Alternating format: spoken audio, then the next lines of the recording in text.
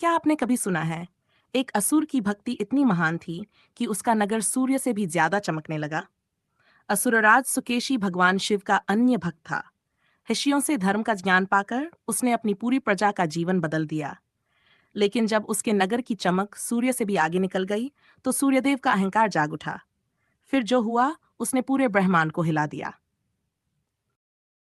असुरराज सुकेशी शिव का अन्य भक्त था।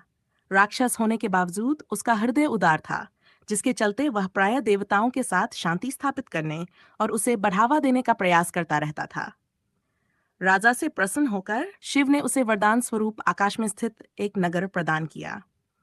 वह नगर अविश्वसनीय रूप से सुंदर और स्वर्ग की भांति भव्य था। इस हवाई नगर का ऐसा आकर्षण था कि निकट से तैरते बादल भी आश्चर्य में उसे टकटकी लगाकर देखते थे।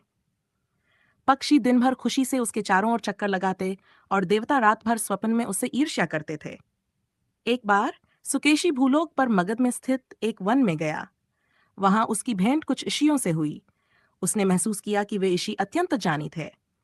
ज्ञान की धारा सुकेशी को जान को अंजुलि में भरकर उसका सेवन करने और कुछ प्रश्नों के उत्तर पूछने के लिए बाध्य कर रही थी। राजा ने ऋषियों को प्रणाम किया। मुनिवर, कौन सा मार्ग मोक्ष की ओर जाता है? धर्म का मार्ग। धर्म का अभ्यास कैसे किया जाता है? स्वयं को जानकर तथा सर्वशक्तिमान ईश्वर के समक्ष समर्पण करके। और धर्म के गुण क्या हैं? धर्म के 10 गुण हैं: सत्य, अहिंसा, दान, संयम, करुणा, शुचिता, तपस्या, प्रेम। ये 10 धर्म के अंग हैं, इसलिए इसे दशांग कहा जाता है। इस प्रकार ज्ञान प्राप्त करके सुकेशी लौट आया और उसने वह ज्ञान अपनी प्रजा को दिया। असुरों ने उस ज्ञान को न केवल अपनाया, अपितु उसका नियमित अभ्यास भी करने लगे। इन धर्म सिद्धांतों ने उनके सामने नई संभावनाएं प्रस्तुत कर दीं। अनेक सुंदर संभावनाएं।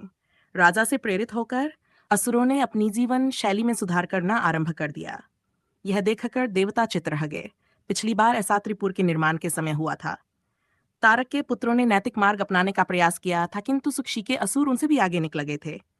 उन्होंने धर्म को सर्वोच्च सिद्धांत के रूप में सम्मान देना शुरू कर दिया।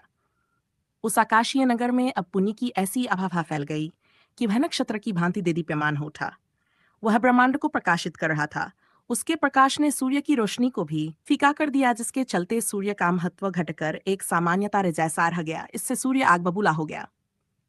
सूर्य की चमक ही उसका एक मात्र गुण था जिसने उसे दिव्य बनाया था। वही उसकी प्रतिभा थी।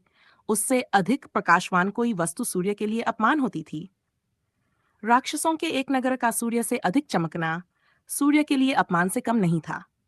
उसने ये नहीं देखा कि असुरों का नगर अच्छाई का प्रचार कर रहा था, बल्कि सूर्य का ध्यान केवल इस बात पर था कि त्रिपुर आभा और तेज में उससे आगे निकल रहा था। सूर्य को अपने भाई इंद्र की तरह केवल यह डर था कि उससे आगे निकल रहा था। सूर्य को अपने भाई इंद्र की तरह केवल यह डर था कि उसकी प्रतिष्ठा चली न जाए। सूर्य ने उस नगर की ओर क्रोध से देखा तो नगर नीचे की ओर गिरने लगा। वह पृथ्वी की ओर ऐसे गिरा मानो गुरुत्वाकर्षण ने उसे जकड़ लिया हो। खुद पर आया संकट देख सुकेशी ने तुरंत शिव का स्मरण किया। शिव को जैसे ही इस घटना का पता चला तो उन्होंने सूर्य की ओर गुस्से से देखा। अब सूर्य भी आकाश से नीचे गिरने लगा। विनाश! सूर्य के नीचे गिरने से ताप और प्रकाश प्रदान करने वाला कोई साधन नहीं बचा।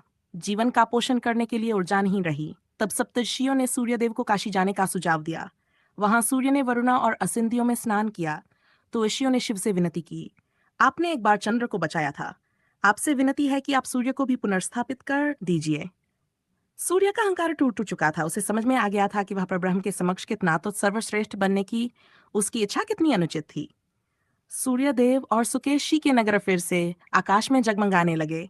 यह देखकर समस्त संसार खुशी से झूम उठा। अगर आपको असुरराज सुकेशी और भगवान शिव की यह अद्भुत कथा पसंद आई हो तो वीडियो को लाइक करें और ऐसी ही रोचक पौराणिक कथाओं के लिए हमारे चैनल को सब्सक्राइब जरूर करें। हर हर महादेव।